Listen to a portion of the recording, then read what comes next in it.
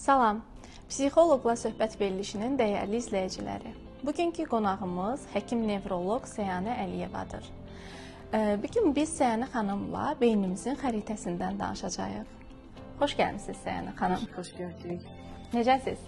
Çox sağ olun. Necəsiz? Çox sağ olun. Dəvətimi qəbul edib gəldiyiniz üçün təşəkkür edirəm. Çox sağ olun. Səyanə xanım, son zamanlar insanlarda belə bir düşüncə yaranıb ki, QEG ilə EEG-ni eyni hesab edirlər. Bunların fərqi nədir? Deməli, QEG ilə EEG-nin fərqi təbii ki var. QEG neyropsixoloji diaqnoz qoyur. Əsasən psixoloqlara daha önəmlidir, dərman terapiyasına daha önəmlidir. EEG isə sırf nevrologiyaya üzərindən gedir. Yəni nevrologiya statuslardan danışır və eyni ilə də dərman terapiyasının nəzarətini əlinə alır. Yəni bir-birindən fərqi çoxdur, amma müayinə ikisi də eyni tərzdə gedir. Yəni papaq taxılır başa, beyin dalğaları yığılır və beyin dalğalarını əsasən EEG diaqnoz qoyur. QEG isə beynin rəngli xəritəsini çıxardaraq diaqnoz qoyur. Çox maraqlı, mənim özümə də çox maraqlı gəlir. Belə bir sual vermək istəyərdim sizə. İnsanların beynində son zamanlar daha çoxluqla, son illər deyək, daha çoxluqla hansı problemləri görürsüz? Son zamanlar ümumiyyətlə insanlarda həyəcan, təşviş son zamanlar daha çoxdur, stress daha çoxdur. Bunlar təbii ki, insanın özünün şikayət elədiyi bir diaqnozdur. Bizim orada gördüyümüz ancaq son zamanlarda deyərdim ki, aqressiyamız çoxdur. Bu da daha çox yeniyetmələrdə, gənclərdə üzə çıxır. Depressiv vəziyyət çox çıxır. Diqqət dağınıqlığı təbii ki, bu əvvəldən də var, indi də daha çox müşahidə eləyirik. Bir də ən əsası oyun asılılığı, maddə asılılığı və posttravmatik stres pozuntusu. O zaman belə anlayıram ki, biz QEG vasitəsilə ancaq mənfi şeylərimi aşkar edirik? Yəni yoxsa insanlar niyə davamlı həyatlarında baş verən mənfi xatirələri unutmurlar, davamlı onlara köklənirlər və bunları unutmadıqları üçünmü beyində yer alır və biz bu müayinələr zamanı da onları aşkar edirik? Yoxsa həqiqətən müsbət də gördüyümüz nələrsə varmı? Biraz bunlardan da danışa bilərikmi? Deməli, müsbət də var təbii ki. Bizdə belə deyim də, müayinə zamanı müraciət edən şəxs öz diaqnozunu deməyim, öz şikayətini deyir. Biz təbii ki, bu şikayət oldu-olmadı, biz beynimizdə hansı xəritəmiz nəyi göstərirsə, hansı müayinənin nəticəsini göstərirsə, biz onu deyirik. Məsələn, elə olub ki, müraciət edən şəxs deyir ki, mən çox əsəbiyəm. Amma baxırıq və beyin xəritəsində bu əsəbin olmadığını, səbəbin başqa bir şey olduğunu üzə çıxardırıq. Yaxud da deyir ki, mən heç bir problemim yoxdur, heç bir narahatçılığım yoxdur, sadəcə olaraq elə belə beyin xəritəmi istəyirəm. Amma onda müayinədə də görmüşük ki, başqa bir problemi var və özünə deyəndə də bunu təsdiqləyib. Yəni beyin xəritəsi ilə həm normal şəkildə görmək olur, həm problemimizi görmək olur. Yəni bu yaxşı olsun, pis olsun onu deyə bilmərəm, amma hər ikisini görmək olur təbii ki. Nəyə görə bəs insanlar daha çoxluqla mənfiləri unutmur? Ümumiyyətlə beyin necə işləyir ki, daha çox mənfi xatirələri yadda saxlayır? Ümumiyyətlə bizim QEG-nin də müayinəsi, EEG-nin də müayinəsi beyin dalğalarının nəticəsi, beyin dalğalarının rəqsi, tezliyi, onların hesabına işləyir. Ümumiyyətlə beyin dalğalarımız hər bir emosiyalarımızı, hərəkətimizi, davranışımızı, mimiklərimizi, hətta motorik olaraq hərəkətlərimizi özündə cəmləyir. Bu bir siqnaldır. Kənar bir reaksiyaya bizim siqnalımızdır, beynimizin siqnalıdır. Bu siqnala əsasən biz istər-istəməz emosional olaraq da, depressiv vəziyyət olaraq da, psixoloji cəhətdən də nəyi yaşayırıqsa, onu belə deyim də, beynimizə cüzi təsir eləyəni çox yadımızda saxlamırıq. Yəni baxış nöqtəmizdə gizlədirik və yadımıza daimi yaddaşa vermirik. Amma daha çox yaralayan, beynimizdə daha çox iz buraxan bizə təsir eləyəndir. O təsir eləyən də istər-istəməz gecə yuxumuza da girir, istər-istəməz gecə yuxumuzda da danışdırır bizi. Hətta o beynimizdə artıq təməlli yer tutur. Bu daimi yaddaşa ötürülür. Əgər bizə çox təsir eləməsəydi, təbii ki, o yaddaşa ötürülməzdi. Çox sağ olun Səna xanım. Bəs əgər mümkün olsaydı, bütün insanlar beyin xəritəsini əldə edə bilsəydi, onlara daha çox təəccübləndirən hansı məqam olardı? Təəccübləndirən təbii ki, insandan insana məncə fərqlənər, amma çox vaxt gəlirlər və ən çox da heç bir şikayəti olmadığı halda beyin xəritəsində çıxan nəticəyə çox şübhələnirlər. Şübhələnirlər yox, təəccüblənirlər.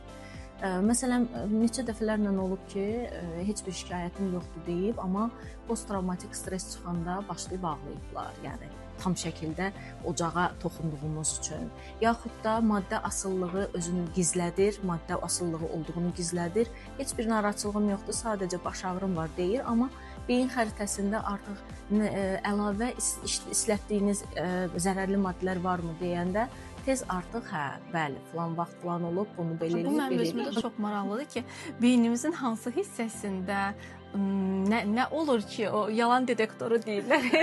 Belə bir şeydirmi? Yəni mən deyirəm, inkar edirəm, orada çıxır, yoxsa yəni siz onu nədən görürsüz? Beyni deyəsən bir səyahətdir, mən belə başa düşürəm. İnsanlar birinci növbədə, bax yalan detektoru deyirsiniz, birinci növbədə yalan detektoru olmağından şübhələnirlər. Papağı başlarına qoyan kimi birinci ondan şübhələnir. Bu yalan detektorudur, deyirəm yox. Beynimizdə nə hisslər varsa, çox qorxurlar. Beynimizdə nə hisslər varsa, nə düşüncələr var, siz orada görəcəksiniz. Deyirəm yox, o elə deyil. Yəni görünmür desəz görürsünüz. Psixoloji cəhətdən görürəm deyim. Nevroloji, psixoloji. İnsanların yaşadıqlarını, nə zaman qorxub, neçə ilə dayanır, posttravmatik stress pozuntusu və s. deyək, özgüvəni ilə bağlı olsun, özünə qapanma olsun, depressiv əlamətlər olsun. Yəni mən düşünmürəm ki, bunlar sadəcə insanın sanki bir həyatı boyu yaşadığı biz beynimizin xəritəsi deyirik, amma həyatın xəritəsi, həyat xəritəsi, bəli. ilə daha çox belə adlandıra bilərik. Bəli. Təbii ki, yaşadıkları beynində iz buraxır. Biz o izləri görürük. Yəni emosiyalarını təbii ki, orada görmürük. Bəli, emosional olaraq görə bilərik aqressiyasını, öfkə kontrolünü, impulsivliyini, qorxularını, bu qorxunun təşvişlə əlaqəsi varmı, yaxud da OKB ilə əlaqəsi varmı, yəni təmizlik xəstəliyi ilə əlaqəsi varmı? Biz onları görürük. Sonra diqqət dağınıqlığı, hiperaktivlik, bunların hamısını görürük. Amma davranış olaraq özünü mənim yanımda yarım saatlıq da olsa, normal şəkildə hər şey qaydasındaymış kimi götürür deyə onu biz kənardan heç nə deyə bilmərik. Səna xanım, mənə belə bir şey maraqlıdır. Biz müraciət edən şəxslərdə təşvişdir, panik atakdır, həyəcanlı insanlarda onların beyin xəritəsində oxşarlıq eyni olurmu, ya əlamətlər eynidirmi və yaxud da ki, deyək başqa bir diaqnozdur. Asılılıqlarımız olsun və yaxud da depressiv müraciət edən şəxslərimiz olsun. Bunlarla bağlı beyin xəritəsi hər kəsdə eyni olur, eyni ocaqlarda, eyni siqnalları mı görürsüz, yoxsa insandan insana dəyişirmi? Yox. Ümumiyyətlə diaqnozların hər birində başqa-başqa beyin xəritəsi görürük. Yəni siqnallar da başqa bir beyin paylarından ötürülür. Beyin paylarının həmin bu beyin paylarından eyni siqnal yox, başqa fərqli siqnallar da ötürülür. Məsələn, ümumiyyətlə EEG-də, QEG-də bizdə dalğalar nəticəsində müayinə olunur. Yəni milyonlarla dalğalar, illərlə EEG tədqiqatlar nəticəsində ortaya çıxanda beyin dalğalarının sayəsində onu oxumağa başlayıblar. Eyni şey bizim QEG-də də önəmlidir. Beyin dalğalarının vəziyyətinə baxırıq. Beyin dalğasının beyin payının hansı payında daha çoxdur, daha azdır, bunlara baxırıq. Yəni bunların funksiyası, beyin paylarının funksiyası, beyin yarımkürəsinin funksiyası, dalğaların həmin payda normativi, azı, çoxu, onlara baxırıq təbii ki. Bunların hamısını bir yerdə toplayıb diaqnoz qoyuruq. Belə bir insanlardan ifadə var. Vaxtilə mən də işlətmişəm. Deyir, beynim susmur, başım susmur. Biz onu da aşkar edə bilirik ki, həqiqətən də onların başı susmur, ya susmamağının əlaməti nələrdir və yaxud da səbəbləri nələrdir? Düzün desəm, son vaxtlar əsasən də daimi dediyim həftənin 6 günü işləyən müayinəyə müraciət edən insanların hamısında xroniki yorğunluq aşkar eləyirik. Və bunlar da eyni ilə yuxusundan da şikayət eləyir. Yuxum rahat deyil, yuxum olsa da yata bilmirəm. Niyə yata bilmirsinizsə, beynim danışır. Beynim danışır, artıq biz bunun xroniki yorğunluq olduğunu, olmadığını artıq biz müayinədə üzə çıxardırıq. Və xroniki yorğunluğun da nə səbəbdən olduğu, məsələn, xroniki yorğunluq bizdə beyin xəritəsində temporal payın daha çox işlədiyini göstərir. Yəni bir aldığımız məlumat çoxdur, bir də beynimizdə daim ifraz elədiyimiz, sintez elədiyimiz məlumat çoxluğundan. Və bunu özünə deyəndə ki, beynimiz bir məlumatı alır və başlayır beyin onu işlətməyə, dözmür, gecə yatanda da bir də işlədir, deyir, hə, budur. Yəni xroniki yorğunluğumuz bununla özünü çıxardır. Amma o xroniki yorğunluğun yanında bəzən olur ki, demotivasiyamız da çox olur, bəzən olur aqressiyamız çox olur, yorğunluq istər-istəməz aqressiya ilə özünü bir üzə verir. Bəzən olur ki, stressin özü demotivasiya verir və yaxud da xroniki yorğunluq verir. Bunu artıq müayinə nəticəsində təyin edirik. Təbii ki, nədən yarandığını, niyə yarandığını ortaya çıxardırıq. Biz çoxluqla həkimə müraciət eləyəndə, bizdə hər hansı bir diaqnozu aşkar edəndə insanlar daha çoxluqla görürsən nədən olub?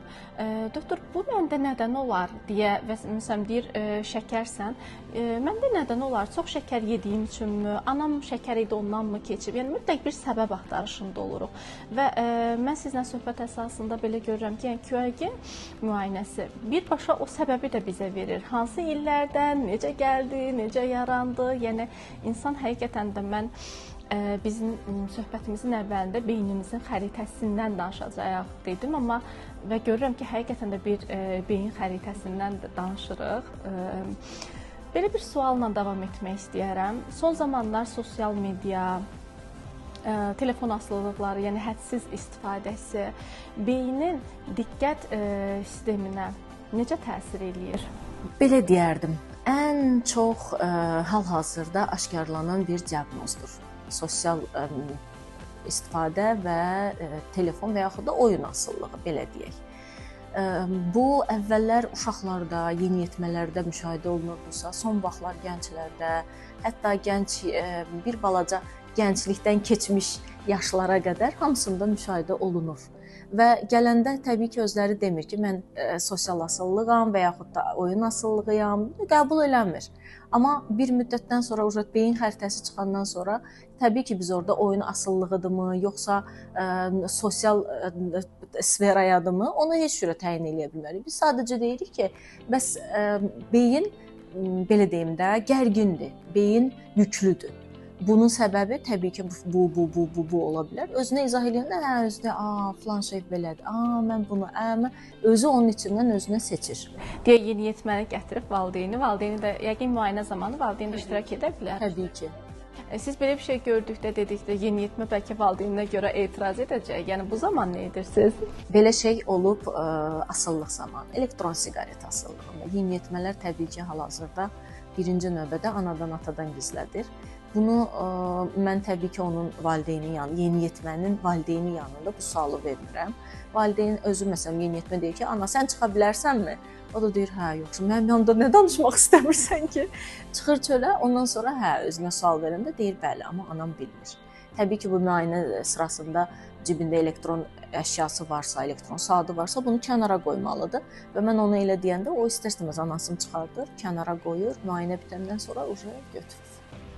Siz bu məlumatı bəs valideynə verirsiniz, yoxsa? Təbii ki. Birinci növbədə ana bilməlidir. Zaten bilirlər, şübhələnirlər ki, gətirirlər.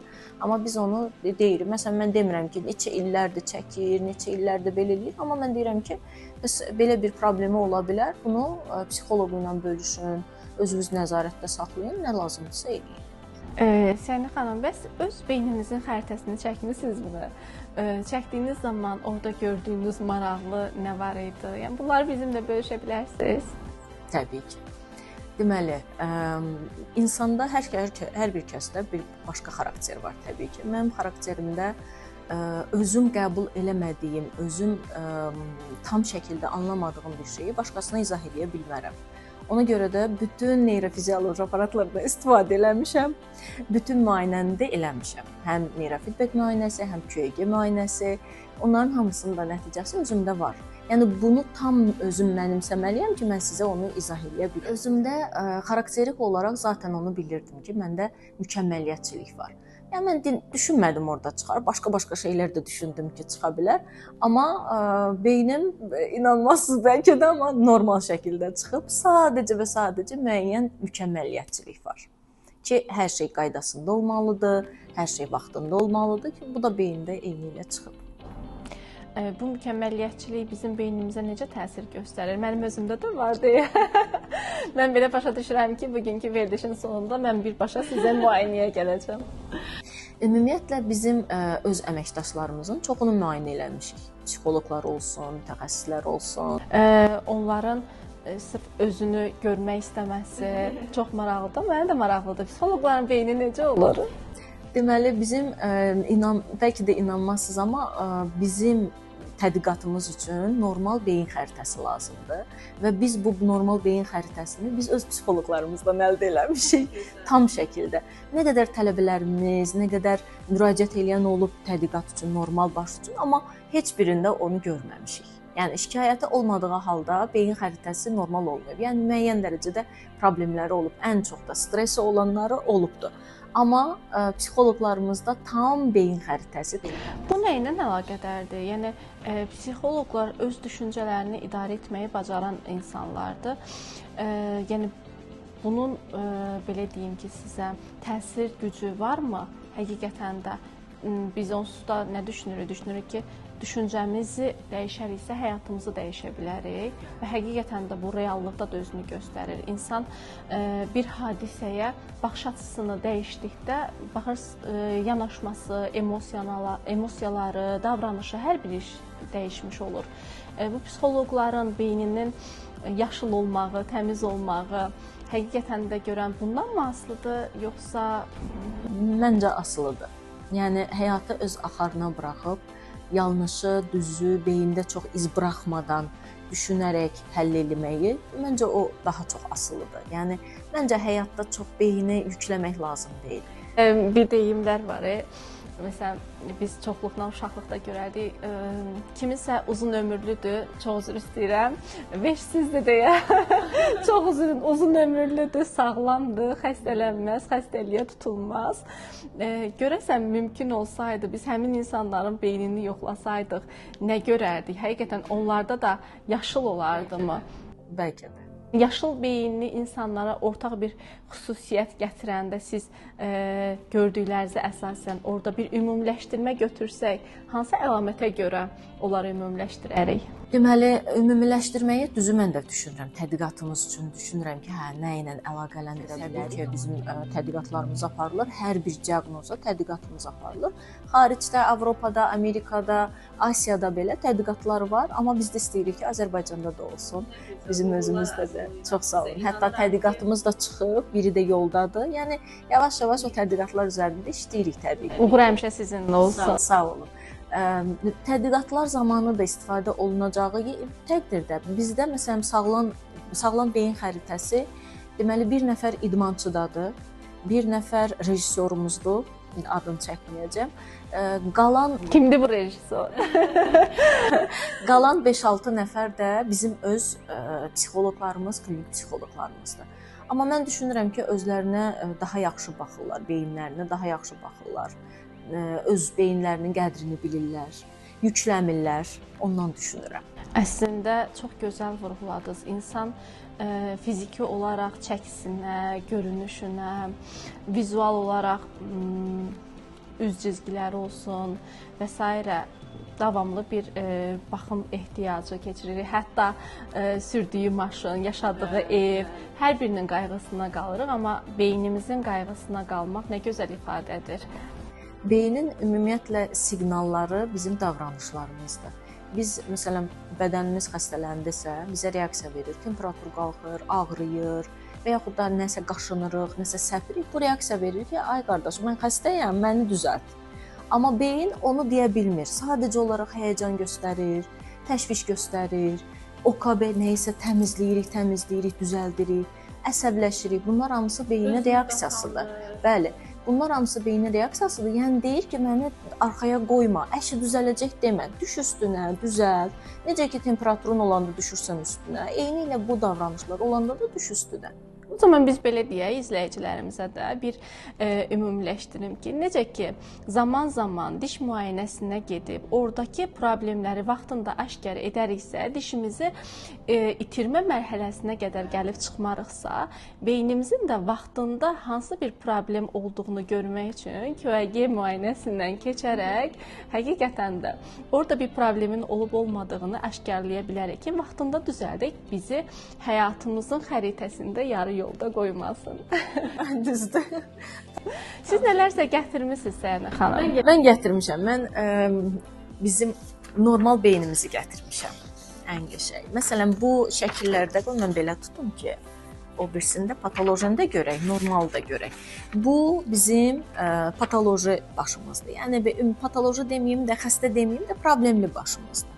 Bu ancaq normal başdır. Yəni bütün dalğalarımız hamısı yaşıl rəngdədir. Bu bizə etalon olaraq yaşıl verir ki, bax harda yaşıl gördünsə bu normaldır. Biz bütün dalğalarımızı normal görürük, yaşıl görürüksə bu bizim üçün normal beyindir. Siqnal da normal verir, siqnalı da normal qəbul eləyir, emosional da normaldır, özgüvənli də normaldır, həyəcanı da normaldır. Bəli, reaksiyası varmı? Var, amma normal şəkildə reaksiya verir. Təbii ki, hər kəsdə əsəb var, hər kəsdə stress var, hər kəsdə həyəcan, təşviş var, amma onu beyin özü normal şəkildə icra eləyir. Yəni yatırdır, əsəbləşirsə deyir, hə, heç nə olmaz, düzələr. Və yaxud da yuxusu yoxdursa deyir, tamam, bu çay içərəm, düzələr. Amma bu düzəlməyinin arxasında beyin normaldır ki, düzəlir. Biz sadəcə ona köməklik edirik. Amma patoloji bir başımızda, problemli bir başımızda ancaq rənglər çoxdur. Deyək ki, ilk müayinə etdiniz. Müraciət edən şəxsin beyni belə çıxdı. Bəs bunu düzəltmək üçün biz nəsə edə bilirikmi, yoxsa ancaq müayinəsini görə bilirik? Belə deyim də, çox vaxt deyirlər ki, bunu müayinə elədik və sonra. Bunu mən nə vaxt gəlim təkrar müayinəyə. Ümumiyyətlə bu beynin xəritəsi bizdə nəticə olaraq bir-birinə müqayisə elədiyimiz daha çox olur psixoloji dəstəkdən sonra, neyrofizioloji aparatlardan sonra, terapiyadan sonra, bir də təbii ki, ehtiyac olarsa dərman terapiyasından sonra. Bu üçü kompleks nəticəsini biz izləmək üçün beyin xəritəsini çəkirik. Səhnə xanım, siz bayaq qeyd elədiniz ki, bəs hər hansı aparatlar, bundan başqa da aparat mı var? Deməli, birinci olaraq QEG müayinə aparatımızdır. 20-25 dəqiqəlik müayinə olur. Pasient gəlir, başına papağı taxırıq. Papaq 19 nöqtədən bizə məlumat verir. Nə papağıdır? Bura gətirmisiniz papağınızı? Hə, gətirmişəm. Çox sağ ol. Hamı hazır saxlayıb görürsünüz. Deməli, 19 nöqtədən bizə məlumat verir. Bax, papaq taxılır başına. Bax, bu qara nöqtələri var. Bunlar hamısı 19 dənə beynin 19 nöqtəsindən bizə məlumat verir. Biz bu 19 nöqtəyə gel, sulu gel vururuq ki, daha yaxşı keçircilik olsun. Dalğanı daha yaxşı biz ekranda görək, yəni kompüterdə görək. Taxılır başa, 5 dəqiqə qalır başında. 5 dəqiqədən sonra artıq müayinənin nəticəsini çıxardırıq. Müayinənin nəticəsi çıxandan sonra təbii ki, bu müayinə əsasında müraciət edən şəxsin gözü yumulumu, gözü açıqmı, hansı tərzdə özünü rahat hiss edirsə, o tərzdə müayinə aparılır. 5 dəqiqədən sonra artıq beyin xəritəsi çıxır. Beyin xəritəsinə əsasən artıq müayinənin nəticəsini veririk və müayinənin nəticəsinə əsasən də protokol təyin olunur. Yəni başın xəritəsini çəkəndən sonra artıq hansı aparatdan istifadə eləməliyik ki, psixoloqa köməklik eləyək. Terapevtik aparatlar sayılır. Bəli, terapevtik aparatlar. Var bizdə 40-45 dəqiqəlik neyrofeedback aparatı. Bu ekran vasitəsilə görmə yaddaşı ilə, eşitmə yaddaşı ilə aparılır, beyin məşqidir. Var LITMS aparatı 20-25 dəqiqəlikdir. Kiçik dozada maqnit dalğaları ilə istifadə olunur. Var TDCS kiçik dozada elektrik dalğaları ilə istifadə olunur, yəni beyin dalğaları ilə istifadə olunaraq terapiya gedir. Bir də var VR aparatımız, hansı ki virtual reality. O da virtual həyatda icra olunan terapevtik metoddur. Çox sağ olun Səhnə xanım. Dəyərli vaxtınızı ayırıb, dəvətimi qəbul edib gəlib belə gözəl, maarifləndirici mövzuda əhatəli şəkildə bizlərə çatdırdığınız üçün. Bəlkə deyirəm belə bir şey də bizim izləyicilərimizdən ən gözəl şərh yazana bir QEG müayinəsi hədiyyə edək. Olar mı? Təbii ki, ola bilər. Mən Səna xanımdan bu sözü burada alım ki, Mütləq lazımdır. tamam o zaman. İstəyirsiniz izləyicilərimizi bu gözəl xəbərdə özünüz deyin. Deməli, ilkin olaraq mən sizə təşəkkür edirəm. Bizim neyrofizioloji aparatlarla müayinə olsun, terapiya olsun. Bəli, xaricdə, Amerikada, Asiyada, Avropada çox şöhrətlidir, çox istifadə olunan aparatlardır, amma Azərbaycanda ilkdir deyə hər şeyin ilki bir balaca qorxuducu olur və məlumatsızdır. Amma hər şeyin ilki də ən gözəli olur. Təbii ki. Hər şeyin ilki qorxuducu olduğu kimi, məlumatsız olduğu kimi bizim müraciət eləmək istəyənlər də sualları çox olur. Sizə təşəkkür edirəm ki, belə bir verilişi yaratdınız, belə bir çəkilişi yaratdınız ki, hər biri də məlumatlandı, az da olsa məlumatlandı. Təbii ki, Zeynəb xanımın dediyi kimi şərhlərdən baxılacaq. Səna xanım özü seçəcək bu arada, ona görə. Bir müayinə, gözəl bir şərh yazana bir müayinə hədiyyədir təbii ki. Mən burada onu da göstərim tez. Bizim təbii ki, təkrar müayinə zamanı nəticəmizin dəyərləndirilməsidir. Bu ilkin müayinədir, bu da təkrar müayinədən sonra, terapiyadan sonraki vəziyyətimizdir. Bunlar müayinələr olunur. Yaşıllaşdırmısınız. Bağa baxarsan bağ olar, baxmazsan dağ olar. Bu beyinə də deyəsən baxılıb deyə bağa çevrilib, yaşıllaşıb. Mən hər kəsə də arzu eləyirəm ki, necə ki bədənimizin check-up'ını eləyirik, müayinəsini eləyirik, eyni şey də beynimizdə önəmlidir. Çünki beyin bizim hər tərəfli həyatda önəmli bir orqanımızdır. Bütün hər bir orqanımızı icra edən bir orqandır və ona görə də onu yaddan çıxartmayaq. Təşəkkür edirəm Səna xanım. Buyurun. Dəyərli izləyicilər, izlədiyiniz üçün hər birinizə təşəkkür edirəm. QEG müayinəsi ilə bağlı suallarınız varsa, şərhlərdə qeyd edin. Biz mütləq ki, onların hər birinə diqqət yetirəcəyik. Sağ olun, özünüzə yaxşı baxın.